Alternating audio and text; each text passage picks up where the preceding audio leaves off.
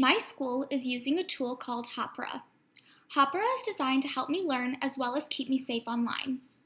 It integrates with Google's G Suite for education to add functionality to the tools in the classroom and grow self-directed learners. Hāpara allows my teachers to have access to my school documents and online activity through my school account and make learning personalized. That's right, learning designed to my specific needs.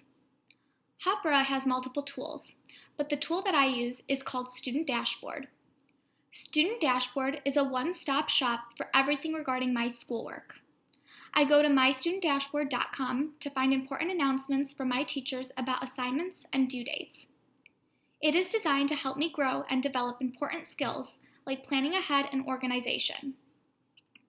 Hāpara also gives my teachers tools they can use to help me learn.